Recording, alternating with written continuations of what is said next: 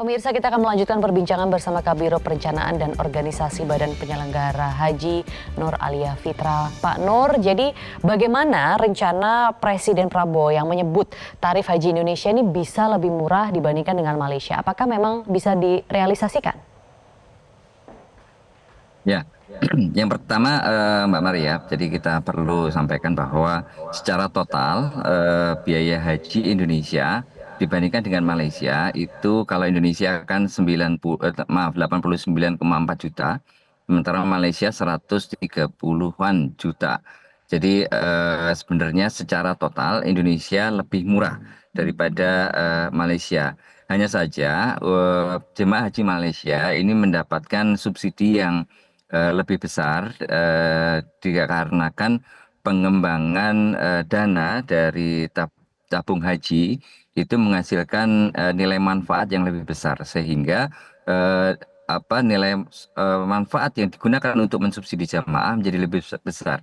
Sementara jemaah haji Indonesia ini secara yang dibayarkan jemaah secara langsung memang sedikit lebih tinggi dibandingkan dengan jemaah haji Malaysia.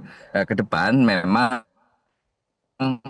BP Haji diberikan amanah untuk dapat menyelenggarakan eh, penyelenggaraan haji lebih baik. Salah satunya antara lain dengan menurunkan atau mengefisienkan biaya haji. Ini bisa dilakukan yang pertama terkait dengan masa tinggal jemaah haji. Masa tinggal jemaah haji ini memang di Indonesia lebih lama, kurang lebih sekitar 40 sampai dengan 41 hari.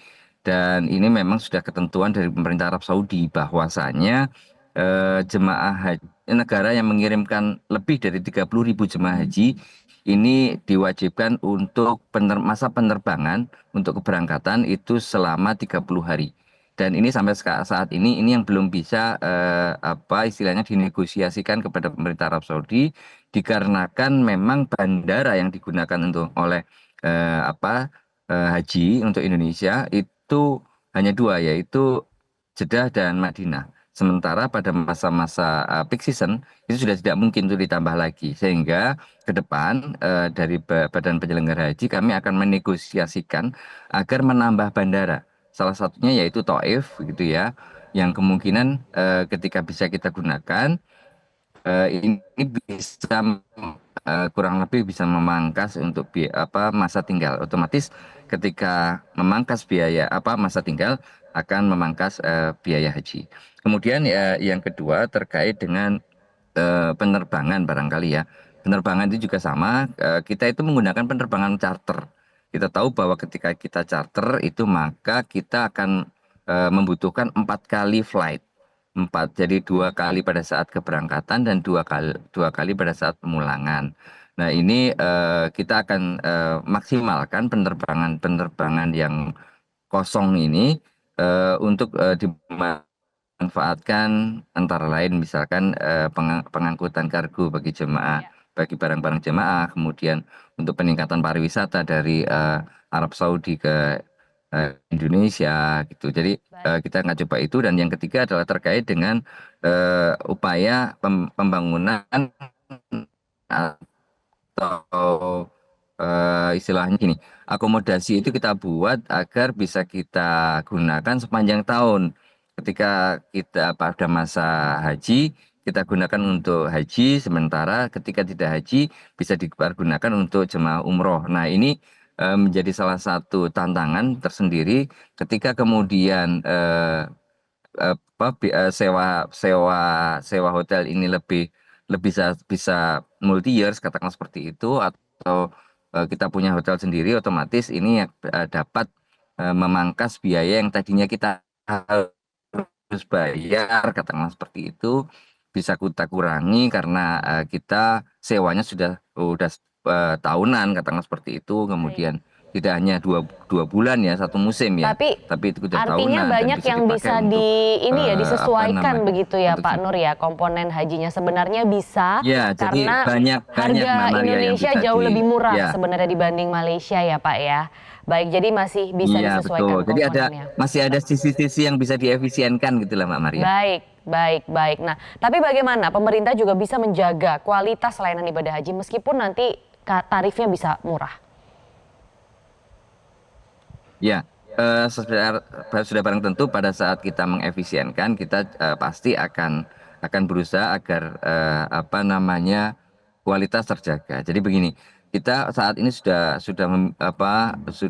menyusun terkait dengan standarisasi ya, katakanlah Arab Saudi saat ini sudah industrialisasi, mereka punya standar dan kita juga punya standar.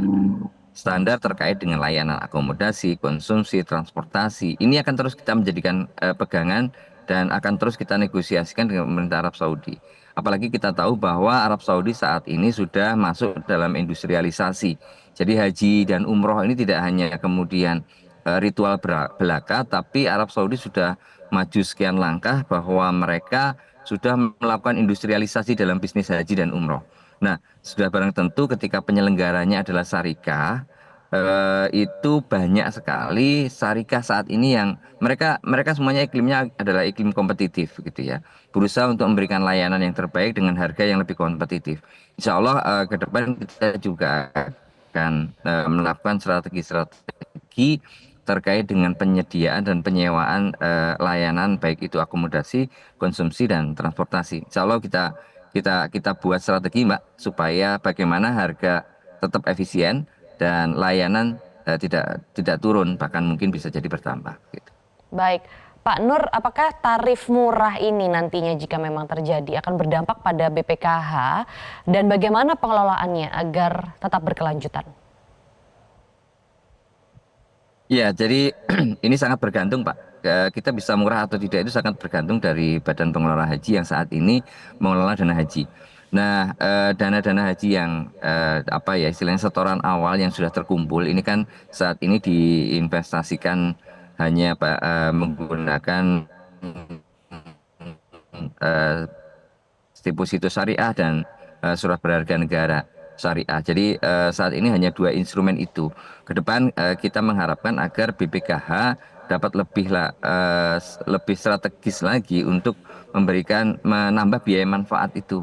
Jadi misalkan masuk ke dalam sektor real, yang itu sektor real itu lebih memberikan kelebihan untuk nilai manfaat. Yang kedua juga sudah barang tentu harus lebih aman begitu ya, harus tetap aman, tidak kemudian asal asal investasi yang kita berikan. Banyak hal yang sebenarnya bisa kita kerjasamakan nantinya ke depan dengan Baik. BPKH, eh, bagaimana supaya biaya haji ini bisa lebih murah dan nilai manfaat yang dihasilkan bisa lebih banyak. Baik, untuk rencana penurunan murahnya ini bisa sampai berapa Pak kira-kira nanti? Kita lihat ya Mbak, Hmm. karena kita apa namanya kita belum bisa memprediksikan saat ini. Kemungkinan ya mungkin sampai dengan katakanlah saat ini kan 89 ya, mungkin ke tahun depan ini kan secara bertahap nggak bisa Iya, kemudian iya. kita menurunkan itu secara drastis gitu ya. Artinya kita bertahap, mungkin tahun depan bisa turun katakanlah 4 juta kemudian atau 5 juta gitu, kemudian tahun Baik. berikutnya juga bisa lebih rendah lagi ke depannya. Ini perlu Baik. apa namanya terus di challenge oleh nanti BP Haji Mbak. Baik, atau juga bisa dipertimbangkan subsidi golongan yang seperti diberlakukan di Malaysia mungkin ya Pak Nur ya.